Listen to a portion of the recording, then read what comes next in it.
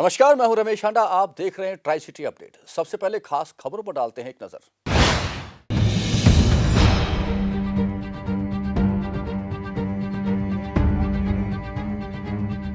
पंचकुला जिला के रायपुर रानी बरवाला में स्थित पोल्ट्री फार्म में 1 लाख से ज्यादा मुर्गियों की मौत का मामला सामने आया है। संदिग्ध परिस्थितियों में 1 लाख से ज्यादा मुर्गियों की मौत के बाद इलाके में डर का माहौल है।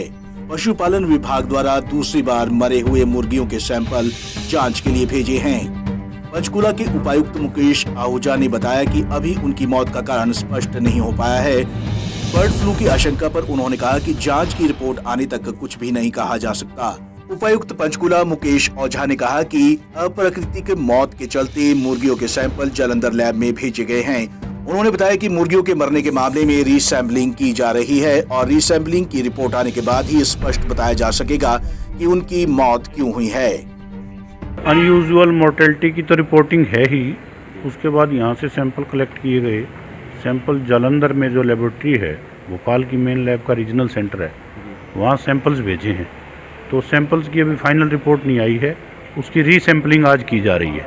इस रीसैम्पलिंग की रिपोर्ट के बाद जो भी रिपोर्ट आएगी वही कन्फर्म मानी जाएगी। तो संख्या कितनी मानी जा रही है अभी तक जो हमारे पास जो फिगर आई है टेंटेटिव, वो 1 लाख से ऊपर की है, क्योंकि ये पिछले कई दिनों से अनयूजुअल मोर्टेलिटी हो रही है। तो बर्ड फ्लू भी माना जा सकता है, क्योंकि इस तरह से बिना रिपोर्ट के कुछ नहीं कहा जा सकता। नहीं, अभी बिना रिपोर्ट के कोई भी एक्शन नहीं लिया जा सकता।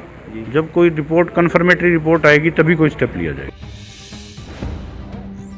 गौरतलब है कि कोरोना के बाद अब बर्ड फ्लू ने दस्तक दे दी है, जिससे प्रशासन में हड़कंप मच गया है। अब ये तो रिपोर्ट आने के बाद ही पता चल पाएगा कि 1 लाख से ज्यादा मुर्गियों की मौत कैसे हुई है। Bureau report, Punjab Kesari TV, Chandigarh. नगर निगम पंचकुला के नवनिर्वाचित मेयर व पार्षदों ने आज यानी मंगलवार को पंचकुला के सेक्टर 1 PWD रेस्ट हाउस में शपथ ग्रहण की।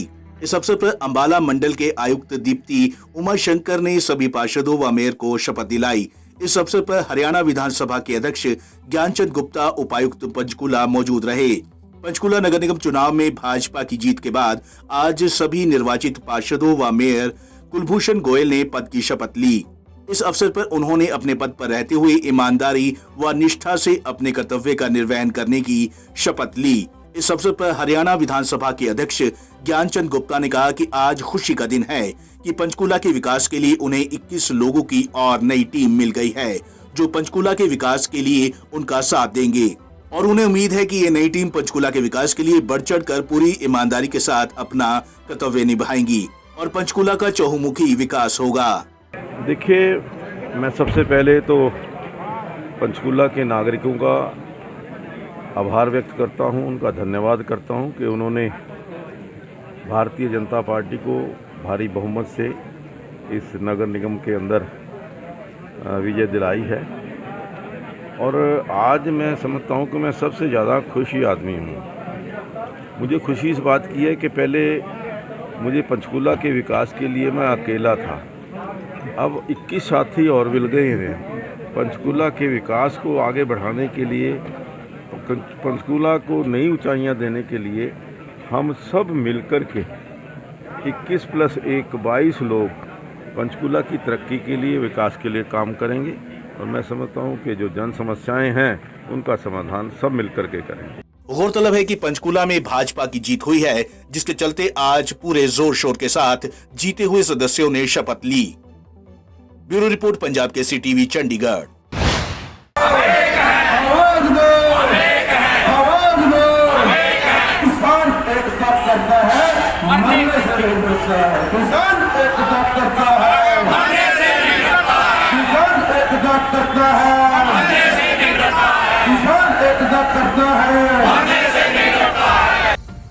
तीन कृषि कानूनों को रद्द कराने की मांग को लेकर किसान संगठनों और सरकार के बीच 8वें दौर की बैठक भी सोमवार को बेनतीजा रही। बातचीत की अगली तारीख 8 जनवरी को रखी गई है।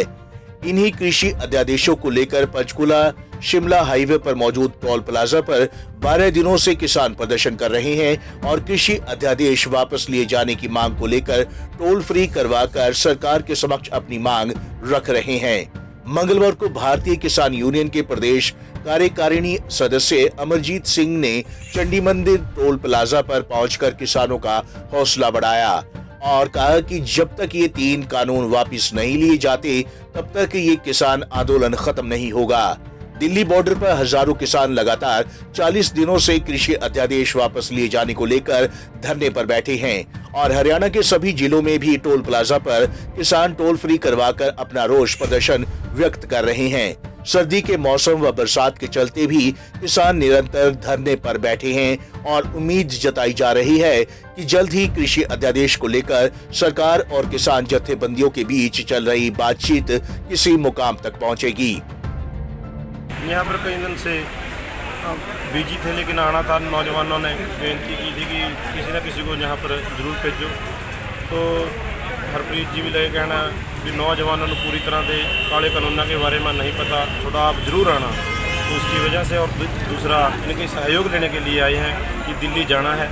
26 तारीख को दिल्ली कूच का प्रोग्राम है। दोबारा फिर जो मेरे साथी यहाँ पर हैं 5-4 आदमी यहाँ पर रहेंगे। बाकी तकरीबन सारा किसान जितना भी इस आंदोलन से जुड़ा हुआ युवा है वो सारे का सारा दिल्ली जाएगा और उसके लिए इनको बोलने के सहयोग लेने के लिए। सर अभी तक अपने कितने किसान शहीद हो चुके हैं? 50 से ऊपर किसान शहीद हो चुके हैं। तो क्या जो कल मीटिंग हुई है उसके बारे में क्या हुआ? उसमें भी कुछ नहीं, सरकार अड़ी हुई है कि अमेंडमेंट कर लो, हम कानून रद्द नहीं करेंगे। लेकिन किसान जत्थेबंदी ने साफ कह दिया कि अगर अगली बार तक करनी है तो कानून रद्द से करनी है और नीचे ऊपर से। आपको बता दें कि कृषि अध्यादेश को लेकर दिल्ली बॉर्डर पर हजारों किसान लगातार 40 दिनों से कृषि अध्यादेश वापस लिए जाने को लेकर धरने पर बैठे हैं। अब देखना होगा कि सरकार कब तक किसानों की मांगों को पूरा करती है। Bureau report, Punjab Kesari TV, Chandigarh. Delhi border पर जहां काफी दिनों से किसान केंद्र द्वारा पास किए तीनों कृषि बिलों को वापस लेने पर अड़े हुए हैं, वहीं किसानों के समर्थन में देश के पूर्व IAS, IPS व अन्य संस्थाएं उतर आई हैं। वहीं चंडीगढ़ में भी लड़कियां किसानों के समर्थन में उतरी हैं, जहां उन्होंने सड़क के बीच में खड़े होकर हाथों में बैनर लेकर किसानों का समर्थन किया और केंद्र सरकार के खिलाफ प्रदर्शन किया। सेक्टर 41 और 37 की लाइट पॉइंट पर 2 बहनें किसानों के समर्थन में हाथों में पोस्टर लेकर खड़ी हुई दिखाई दी। उन पोस्टरों पर लिखा हुआ था कि जब किसान ही नहीं रहेगा तो लोग क्या खाएंगे। वहीं प्रदर्शन कर रही अमरिंदर कौर ने बताया कि वह खुद भी किसान की बेटी है और सरकार ने जो 3 कृषि बिल पास किए हैं इनसे किसानों का नुकसान है, इसलिए किसान इतने दिनों से इतनी ठंड में खुले आसमान के नीचे दिल्ली बॉर्डर पर बैठे हुए हैं और इस दौरान कई किसानों की मौत भी हो चुकी है। लेकिन केंद्र सरकार आंखें बंद कर बैठी हुई है। कुछ उद्योगपतियों को खुश करने के लिए सरकार किसानों के साथ नाइंसाफी करने पर तुली हुई है। केंद्र सरकार को जल्द से जल्द इन बिलों को वापस लेना चाहिए। पंजाब को वापस अगर देना भी चाहते हैं, हम चाहते हैं कि ऑल ओवर इंडिया में MSP मिले ताकि किसान की इतनी माड़ी हालत ना हो। किसान क्या है, पूरे इंडिया को खिलाता है, पूरे इंडिया को पहनाता है। अगर खाने के लिए तभी शेल्टर है किसी के पास, अगर कोई खाने के लिए नहीं मिलेगा किसी को तो रहेंगे कैसे। और मानते हैं ठीक है कि अगर अडानी अंबानी को हम दे भी देते हैं कुछ, तो कॉमन मैन को तो उससे में से कुछ भी नहीं मिलने वाला, क्योंकि कॉमन मैन क्या है, पिसने वाला है। जो ये सरकार है ये सिर्फ कॉमन अपने जो रईस ज़्यादा हैं, ये जिनके पास पैसा है, सिर्फ उनके लिए ये काम कर रही है। कॉमन मैन के लिए कोई नहीं सोच रहा। सर इसके लिए छोटी सी एग्जांपल है, पेप्सोना ने पंजाब में लगाई थी, अपनी इंडस्ट्री लगाई थी। तो उन्होंने बोला पंजाब को कि हाँ आप ये वाला आलू बीजो, चिप्सोना आलू बीजो, तो हम आपको अच्छा दाम देंगे, अच्छा ये करेंगे। लेकिन एंड में क्या हुआ कि उनकी जो सैंपल लिए गए तो उनमें उन्होंने क्या करा कि ये तो जो आलू है ना वो बहुत मीठा है ना, या इसका साइज़ प्रॉपर नहीं है। तो जो वो इतने सारे किसानों ने जो बीजी थी फसल वो वैसी की वैसी ही रह गई। उनकी जो कमाई थी वो कमाई का साधन ही नहीं रहा, क्योंकि इन्होंने क्या करा कि बाहर से मंगवा लिया आलू। अब रिसेंटली इन्होंने क्या करा है, भूटान से आलू मंगवाया है।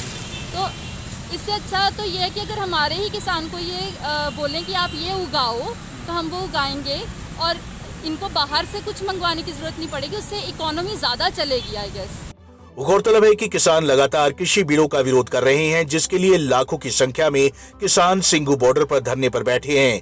अब देखना ये होगा कि सरकार कब तक किसानों की समस्या का हल करती है। पंजाब केसरी टीवी चंडीगढ़ के लिए कुलदीप कुमार की रिपोर्ट।